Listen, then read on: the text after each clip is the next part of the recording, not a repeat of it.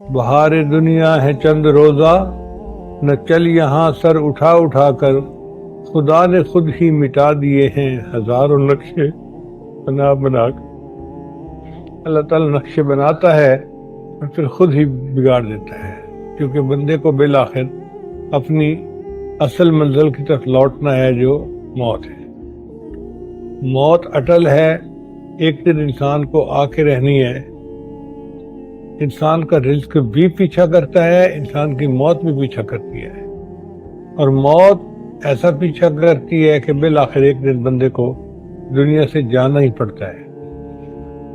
اللہ تعالیٰ اپنے محبوب صلی اللہ علیہ وسلم کو فرماتے ہیں کہ اے میرے حبیب صلی اللہ علیہ وسلم، وما جعلنا لرجل من قبلک الخلد، ہم نے آپ سے پہلے بھی دنیا میں کوئی مرد ایسا نہیں بنایا کہ جو ہمیشہ رہے۔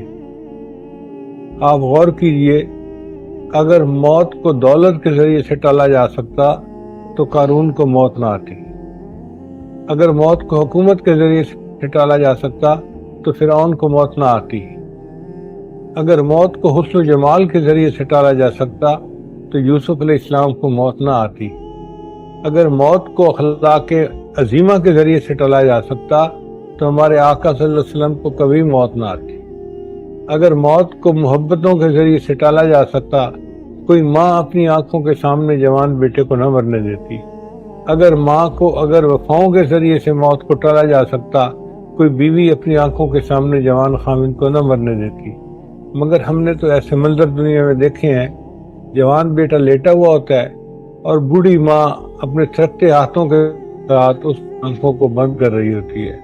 اس ماں نے کبھی سوچا بھی نہ تھا کہ میری زندگی میں ایسا وقت آئے گا کہ میں خود اپنے بیٹے کی آنکھیں بند کروں گی، مگر اللہ کا یہ بنایا ہوا نظام ایسا ہے کہ انسان کو اس کے سامنے سر تسلیم خم کرنے کے سوا چارہ نہیں۔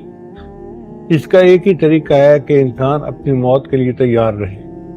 چنانچہ چند نوجوان نبی اسلام کی خدمت میں حاضر ہوئے اور کہنے لگے، اے اللہ کے حبیب صلی اللہ علیہ وسلم، من اکیس الناس واحزم الناس، انسانوں میں سب سے زیادہ عقل مند اور سب سے زیادہ سمجھدار کون ہے؟ نبی اسلام نے فرمایا کہ اکثر ہو ذکر للموت، وہ جو موت کو کثرت کے ساتھ یاد کرتا ہو، وہ اکثر ہم استعداد للموت، اور جو موت کی کثرت کے ساتھ تیاری کرتا ہو، اولئک الاکیاس، یہ ہیں عقل مند لوگ، ذہبوا بشرف الدنیا و کرامت الآخرہ، دنیا کی شرافت اور آخرت کی بزرگی یہی لے گئے۔ چنانچہ موت کی تیاری کوئی ڈنڈ بیٹھ کے نکالنے کا نام نہیں ہے، کوئی ورزش کرنے کا نام نہیں ہے، کوئی ورک آؤٹ کرنے کا نام نہیں ہے۔ موت کی تیاری یہ ہے کہ انسان اپنے گناہوں سے معافی مانگ لے اور نیکی بھری زندگی گزارنا شروع کر دے اور اپنے اخلاق اچھے کرے، اگر کسی کا دل دکھا ہے تو اس سے معافی مانگے، ایسی زندگی ہو کہ حضرت خواجہ عبدالمالک صدیقی رحمۃ اللہ فرمایا کرتے تھے کہ قیامت کے دن کوئی بندہ گریبان پکڑنے والا نہ ہو، اس کو دشمنوں نے قتل کر کے نہر میں ڈال دیا تو اس کی لاش نہر کے پانی کے اندر رہی اور پھول گئی، جب پتہ چلا پولیس نے لاش کو پکڑا تو لاش اتنی پھولی ہوئی تھی کہ پتہ بھی نہیں چلتا تھا کہ یہ شکل مرد کی ہے یا عورت کی ہے، شناخت ہوتی نہیں تھی۔ اب جب شناخت ہوتی نہیں تھی تو پولیس نے قریب گاؤں کے امام صاحب کو کہا کہ جو بھی ہے مسلمان ہے، آپ اس کو نہلا کر دفنا دیں، کیس کھلے گا تو پھر بعد میں دیکھی جائے گی۔ چنانچہ امام صاحب نے اس کو نہلا دیا، لیکن جب کفن دینے کا وقت آ گیا تو امام صاحب نے کہا، میرے پاس تو پیسے نہیں کہ میں کفن خرید سکوں، دیہاتوں میں کھانے پینے کی چیزیں ہوتی ہیں لیکن کیش شہر میں نہیں ہوتا کہ انسان خرچ کر سکے۔ تو بستی والوں نے کہا کہ اچھا پھر اس کے لیے چندہ کر لو۔ چنانچہ مسجد میں اعلان ہوا، لوگوں لاوارث نعش ہے، اس کو کفن دینا ہے، اس کے لیے چندہ لاؤ۔ کوئی 1 روپیہ لایا، کوئی 2 روپیہ لایا، کوئی 5 روپیہ لائے۔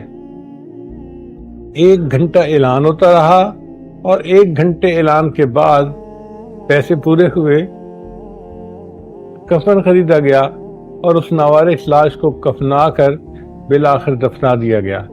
3 مہینے کے بعد جب کیس کی حقیقت کھلی تو پتہ چلا کہ وہ بندہ اپنے علاقے کا نمبردار تھا، کئی کروڑ روپیہ اس کے بینک اکاؤنٹ میں تھا، اور 4 مربع زمین کا مالک تھا اور اس پر کنوں کے باغ لگے ہوئے تھے. 4 جوان بیٹے تھے. اس بندے نے زندگی کبھی نہیں سوچا ہوگا کہ میں جب مروں گا تو چندے کا کفن لے کے دنیا سے جاؤں گا. تو موت برحق ہے، کفن کے ملنے میں شک ہے. حضرت علی اللہ عنہ فرمایا کرتے تھے کہ موت کی تکلیف انسان کو کینچیوں سے کتر دینے سے زیادہ سخت ہوتی ہے. انسان کو موت کی تکلیف دیگ میں بھون دینے سے زیادہ سخت ہوتی ہے. چنانچہ ایک اللہ کے ولی فوت ہوئے تو ان سے پوچھا گیا جی کہ آپ نے موت کو کیسے پایا؟ کہنے لگے ایسے لگتا تھا جیسے زندہ بکری ہے جس کی کھال اتاری جا رہی ہے. آپ خود غور کریں، اگر کچن میں کام کرتے ہوئے کبھی چھوٹی سی انگلی جل جائے تو کتنی درد ہوتی ہے. یہ درد کیوں ہوتی ہے؟ کہ جو جسم کے سیل جلے ان میں سے روح باقی جسم کے اندر سمٹ گئی. اگر تھوڑے سے حصے سے روح سمٹ جائے تو اتنی تکلیف ہے، جب پورے جسم سے روح سمٹے گی تو پھر کیا حال ہوگا. ہاں، ایک طریقہ ہے ان تکالیف سے بچنے کا، اور وہ طریقہ ہے کہ انسان گناہوں سے بچ کے زندگی گزارے، نیکی کی زندگی گزارے، دین کی خدمت والی زندگی گزارے. چنانچہ حدیث مبارکہ میں آتا ہے کہ جب کسی مومن کی موت آتی ہے تو ملک الموت اپنے ساتھ فرشتوں کی ایک جماعت کو لے کر آتے ہیں اور جنت کا ایک رومال لے کر آتے ہیں اور وہ اس کے سینے پر رکھ دیتے ہیں. یہ انستھیزیا ہے جو جنت کا انستھیزیا اس بندے کو مل رہا ہے تاکہ اس کو تکلیف بھی نہ ہو آپریشن ہونے کی. اور پھر اس کی روح کو نکالتے ہیں اس طرح کہ جس طرح جسم مکھن میں سے بال نکال لیا جاتا ہے. ایسے اللہ والوں کو موت کی تکلیف نہیں محسوس ہوتی، بلکہ حدیث پاک میں تو آتا ہے کہ جو شہید ہوتے ہیں ان کو تو موت کے وقت مزہ آتا ہے اپنی روح کے نکلنے کا. چنانچہ حدیث پاک میں ہے کہ جنت میں اللہ تعالیٰ جنتی سے پوچھیں گے